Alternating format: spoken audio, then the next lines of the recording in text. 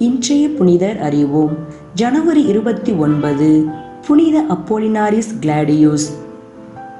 புத்தகங்கள் எழுதுவதில் வல்லவராக, தப்பறை கொள்கைகளை பரப்புபவர்களை துணிவுடன் எதிர்ப்பவராக, கருத்தாழமிக்க போதனைகளால் எதிரிகளை வாயடைக்க செய்வதில் திறமை வாய்ந்தவராக திகழ்ந்தவர்தான் அப்போலினாரிஸ் கிளாடியோஸ். இவர் துருக்கி நாட்டின் மத்திய பகுதியான பிரிக்கியாவில் வாழ்ந்தவர். ஹிராபோலிஸ் என்னும் இடத்தில் ஏறக்குறைய 170 முதல் 180 வரையிலான 10 ஆண்டுகள் ஆயராக பணியாற்றினார். இவருடைய காலத்தில் நிலவிய தப்பறை கொள்கைகளுக்கு எதிராக மிக தீவிரமாக செயல்பட்டார்.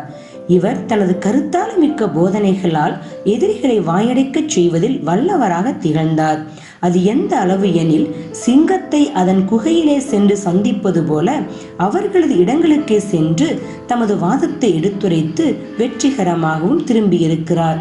தப்பறை கொள்கைகளை பரப்புவரிடமிருந்து வரும் கருத்துக்கள் அனைத்தும் கடவுளிடமிருந்து வருபவை அல்ல, மாறாக சாத்தானிடமிருந்து வருபவை, அவை சிலைகளிடமிருந்து வருபவை என்று உரக்க கூறினார். யூதர்களுக்கு எதிராக 2 புத்தகங்களையும், கிறிஸ்தவர்களை எதிர்க்க முயற்சித்தவர்களுக்கு எதிராக 5 புத்தகங்களையும், உண்மையை பற்றி 2 புத்தகங்களையும் எழுதி தனது எழுத்துக்களால் புரட்சி செய்தார். ஆனால் அவற்றுள் எந்த புத்தகமும் தற்சமயம் கிடைக்கவில்லை. பேரரசர் மார்க்கூஸ் அரேலியாஸ் தான் போரில் வெற்றி பெற வேண்டும் என்று ஜெபிக்குமாறு அப்போலினாரிஸை வேண்டினார். கிறிஸ்தவ மக்களை யாதொரு ஆபத்தும் நெருங்காமல் காத்திட நீங்கள் தயாராக இருந்தால் நான் ஜெபிக்கிறேன் என்று அப்போலினாரிஸ் நிபந்தனை விதித்தார். இந்த நிபந்தனையை ஏற்றுக்கொண்ட அரசர் அவருக்கு ஒப்புதலும் கொடுத்தார். இதனால் மக்கள் அனைவருடனும் இணைந்து அப்போலினாரிஸ் ஜெபித்தார். போரில் பேரரசர் வெற்றி பெற்றார்.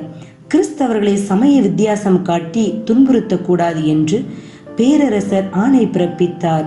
ஆனாலும் ஏற்கனவே இருந்த சட்டங்களை முழுமையாக மாற்ற தைரியம் இல்லாதவராக இருந்தார். எனவே தொடர்ந்து கிறிஸ்தவர்கள் கொலை செய்யப்பட்டார்கள். அந்த மறைக்கழகத்திலேயே அப்போலினாரிஸ் மறைசாட்சியாகவும் மரித்தார். புனிதரிடமிருந்து கற்போம்.